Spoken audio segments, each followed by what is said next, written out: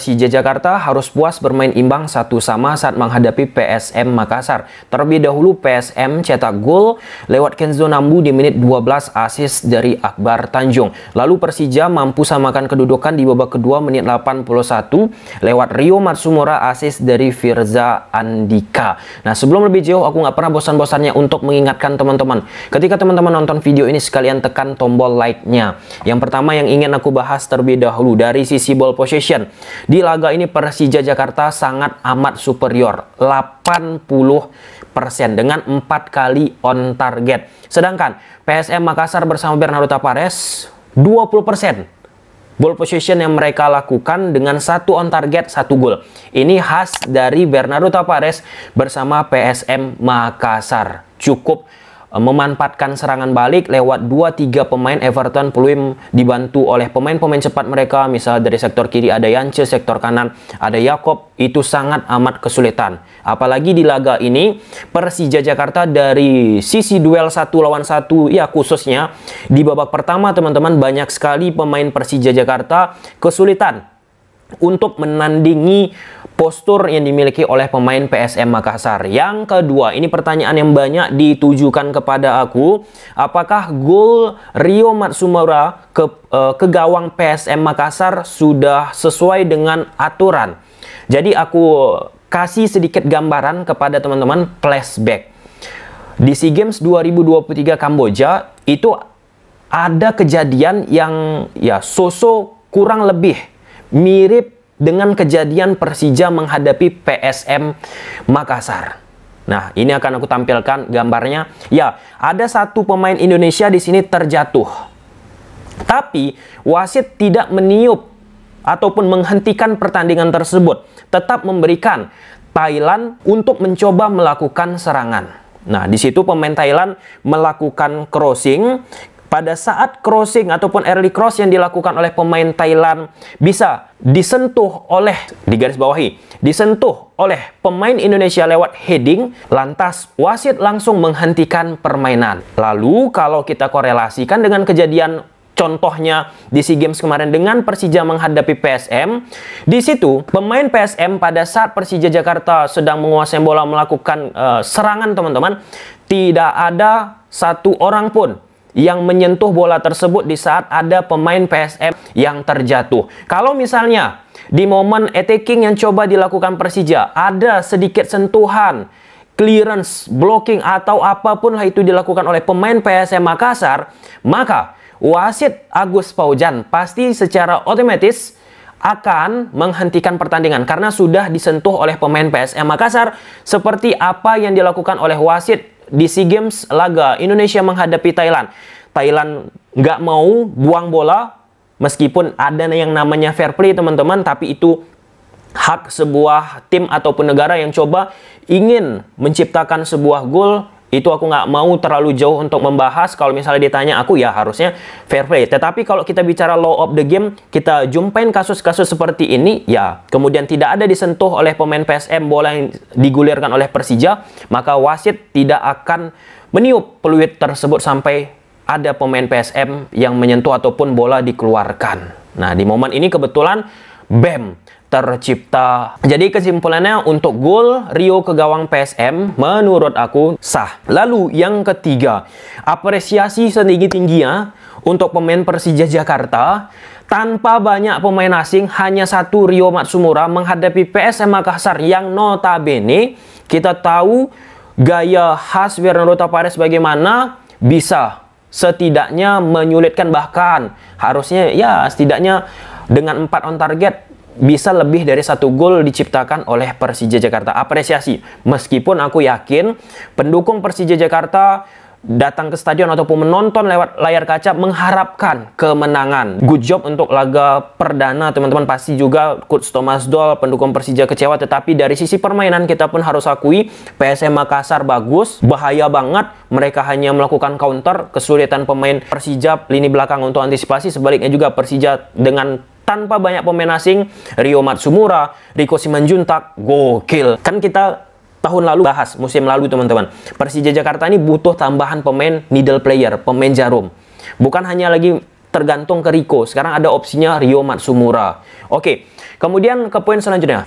Entah kenapa, aku merasa di laga ini nggak seperti biasanya aku menyaksikan Thomas Doll di musim lalu bersama Persija Jakarta. Ekspresif banget, emosional di pinggir lapangan. Aku nggak menyalahkan. Kalau misalnya kita bicara Bernardo Tavares, itu udah normal. Kalau ada kesalahan-kesalahan ataupun wasit keliru dalam mengambil keputusan, pasti Bernardo Tavares, quote and quote ya, memberikan pertanyaan, what, why? Mengapa wasit tidak memberikan keuntungan kepada PSM Makassar akibat pelanggaran yang dilakukan oleh pemain Persija Jakarta? Nah, dalam hal ini, Thomas Doll yang notabene kadang musim lalu duduk, tenang, tersorot kamera, ini ekspresif. Apa karena lawannya ini Bernardo Tavares? Aku nggak tahu. Mungkin Coach Thomas yang akan bisa menjawab nanti sendirinya. Atau ada ketidakpuasan dari Coach Thomas terhadap permainan Persija Jakarta yang nanti akan kita bahas menggunakan papan taktikal. Dan terakhir, sebelum kita masuk ke papan taktikal, terkait tentang wasit. Ya, wasit ada beberapa kali mengambil keputusan yang mungkin bisa diperdebatkan.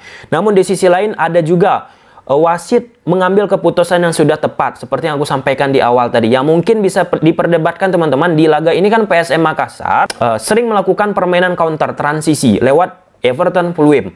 Nah, otomatis pemain Persija saat itu kan sedang melakukan serangan, berhasil di turnover bolanya oleh pemain PSM, langsung dengan cepat melakukan transisi. Kan nggak ada banyak pemain Persija otomatis di belakang kan. Ada beberapa kali pemain PSM melewati back Persija, harusnya bisa mendapatkan kartu kuning lagi, tapi itu tidak dikeluarkan oleh wasit. Ya, it's normal. Di sebaliknya juga Persija Jakarta ada beberapa momen yang dipertanyakan. Secara garis besar, ini harus jadi poin penting bagi Persija Jakarta. Kenapa di awal laga sedikit kurang panas, duel satu lawan satunya nggak begitu proper. Dan kita lihat gol PSM Makassar, teman-teman, dari situasi bola mati.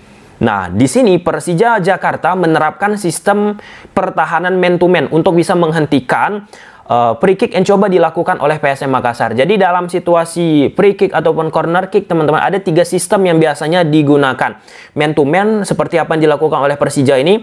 Kemudian ada zonal marking, menjaga zonal area nggak secara mutlak menempel pemain dari lawan. Kemudian ketiga, mix marking, perpaduan antara zonal marking dan man to man. Nah, di laga ini Ferrari man to man William Pluim, Rizky Ridho man to man Yuran, Erwin di man to man oleh Hanif Syahbandi, kemudian Reski Fandi man to man ke Kenzo Nambu.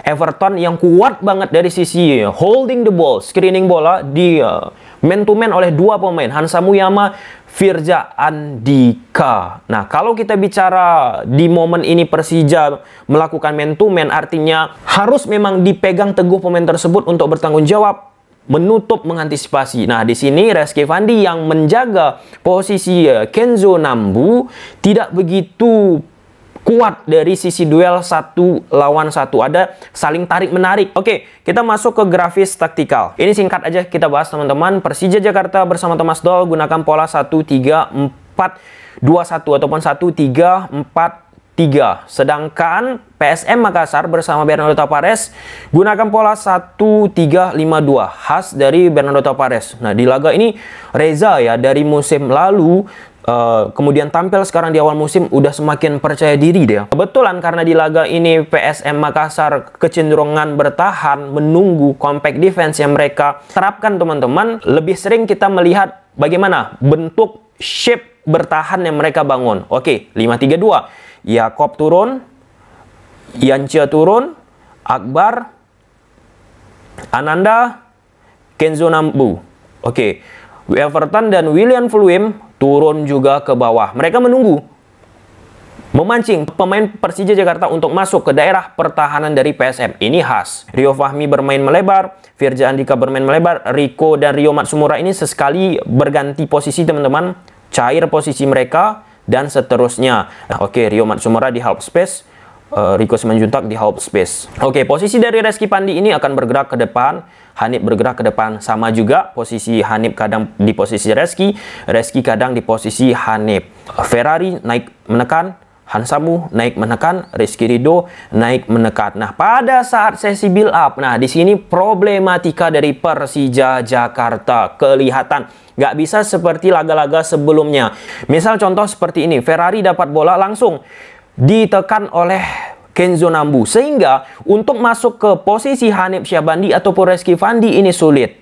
Karena posisi dua striker yang dimiliki oleh PSM ini masih nggak terlalu banyak bergerak. Nah, ketika dia nggak banyak bergerak, teman-teman, tugasnya sebagai cover shadow, menutup jalur passing ke posisi Reski ataupun Hanif jika bola tersebut dari posisi Hansamu seperti contoh di video ini.